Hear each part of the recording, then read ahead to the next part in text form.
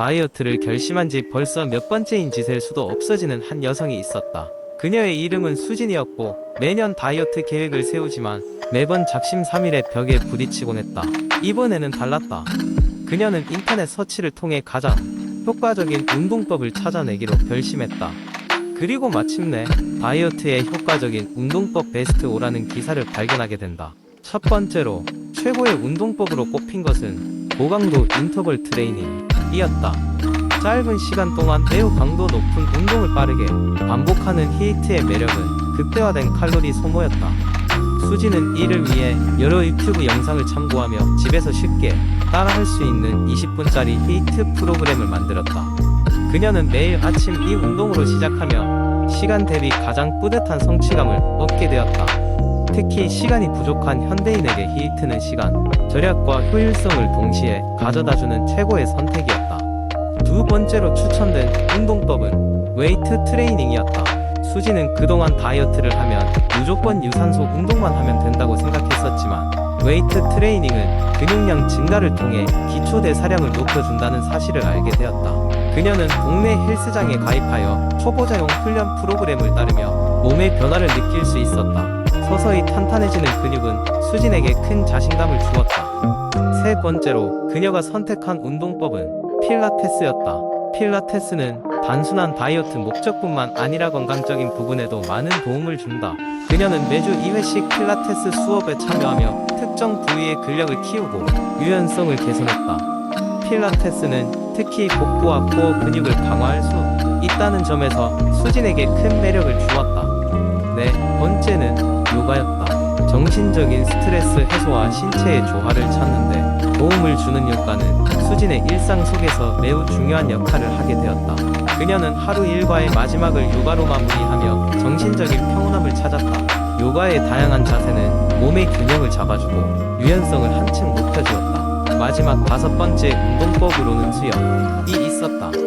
수영은 전신 운동으로 칼로리를 태우는데 탁월한 스포츠였다. 수지는 일주일에 한 번씩 수영장에 가서 자유형 및 접영을 연습했다. 물속에서의 운동은 관절에 부담을 주지 않고도 체력과 근지구력을 동시에 기를 수 있다는 점이 매력적이었다. 이렇게 5가지 운동법을 3개월간 지속한 수지는 눈에 띄는 변화를 경험하게 된다. 몸의 체지방이 줄고 근육량이 증가하며 그녀의 건강은 나날이 좋아졌다. 수지는 이번 다이어트를 통해 단순히 살을 빼는 것 이상의 의미를 찾게 된다. 다이어트를 통해 그녀는 자기 자신과의 약속을 지키는 법을 배우고 건강한 삶의 방식을 찾게 된다. 그녀의 이야기는 그간 다이어트에 실패했던만은 이들에게 큰 귀감이 되었다. 모든 것이 끝낼 줄 알았던 그 순간 오히려 새로운 시작이 되었던 것이다. 두 번째 이야기와 주 먼 옛날부터 건강은 인간의 가장 소중한 자산 중 하나로 여겨졌다. 현대 사회에 들어서면서 우리는 점점 더 바쁜 일상 속에서 스트레스와 잘못된 생활 습관에 노출되고 있다. 이에 따라 건강을 지키기 위해 의료진들이 권장하는 7가지 수칙을 소개하고자 한다. 첫 번째 수칙은 균형 잡힌 식단을 유지하는 것이다.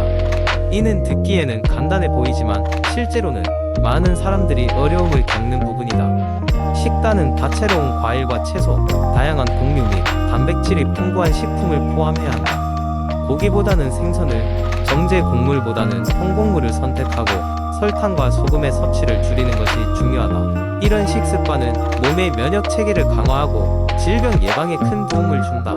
두 번째 수칙은 규칙적인 운동이다. 운동은 체중 관리뿐만 아니라 심리적 안정과 전반적인 건강 증진에 큰 역할을 한다. 일주일에 최소 150분의 유산소 운동, 예를 들어 빠르게 걷기나 조깅을 하거나 운동 강도를 높이고 싶다면 주 75분의 강도 높은 운동을 추천한다. 근력 운동도 주 2회 이상 포함시키면 더 효과적이다. 중요한 것은 규칙성과 자신의 몸 상태에 맞는 운동을 찾는 것이다. 세 번째 수칙은 충분한 수면이다. 수면 부족은 면역력 저하, 집중력 저하, 스트레스 증가를 초래한다. 성인은 평균적으로 7-9시간의 수면을 권장받지만 각 개인마다 필요한 수면 시간은 다를 수 있다. 중요한 것은 일정한 수면 시간을 확보하고 수면 환경을 최적화하는 것이다.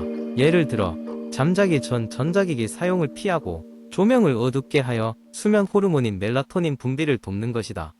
네 번째 수칙은 수분을 충분히 섭취하는 것이다.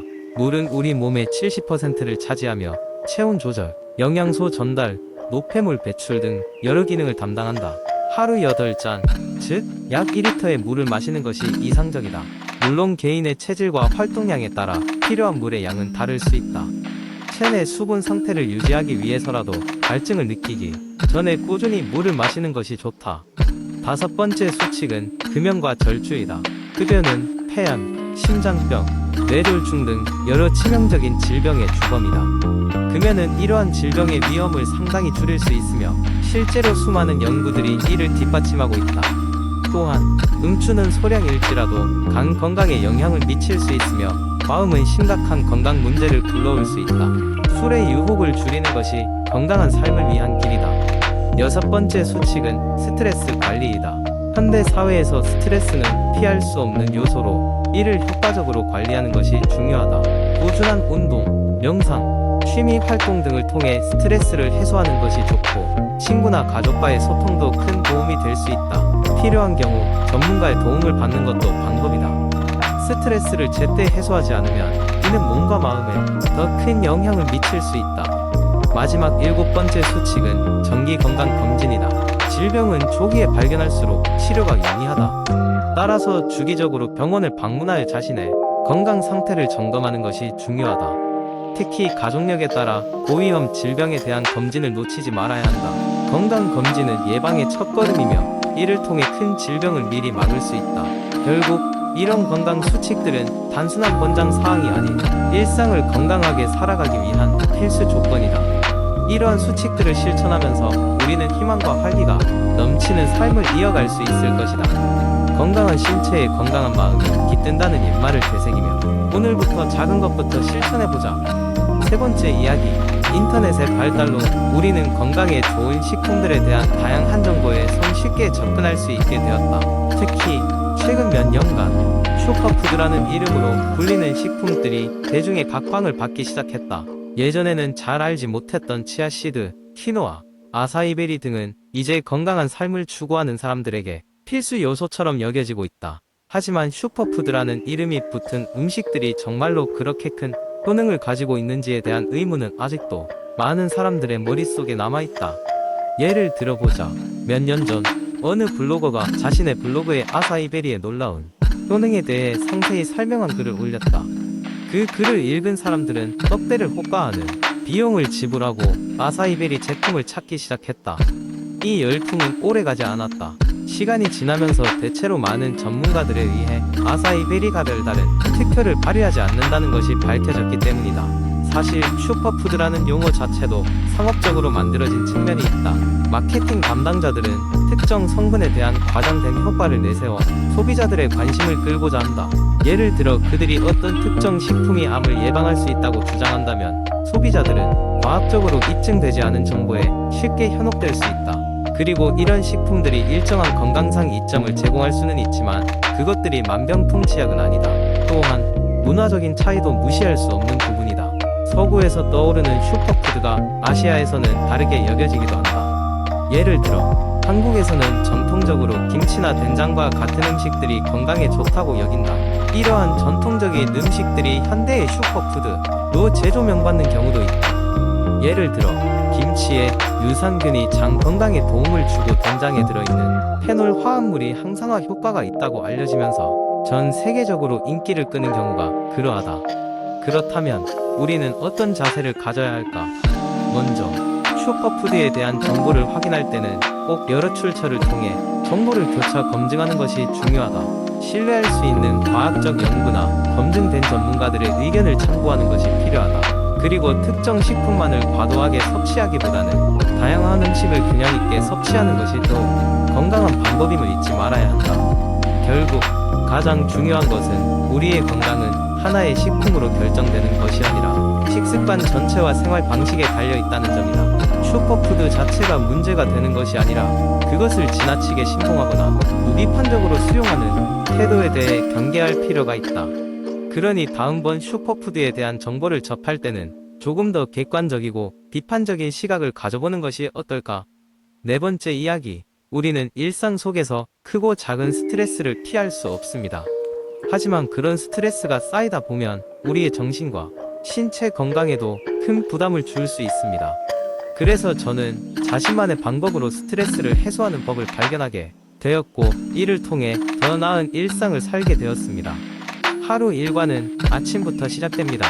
저는 아침에 일찍 일어나는 것이 처음에는 힘들었지만 이것이 하루를 더 여유롭게 만들 수 있다는 것을 깨달았습니다. 아침은 여유로워야 한다고 다짐했기 때문이죠. 일어나자마자 햇살이 비치는 창가에 앉아 좋아하는 허브티를 한잔합니다. 이 순간은 저에게 조용한 명상을 하는 것과도 같습니다. 따뜻한 차 한 모금이 몸을 깨우고 마음을 안정시켜주죠. 두 번째로 실천한 것은 운동입니다.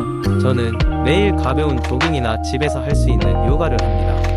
몸을 움직이는 것은 단지 체력을 위한 것이 아니라 머리를 맑게 하고 하루의 스트레스를 날리는데도 효과적입니다.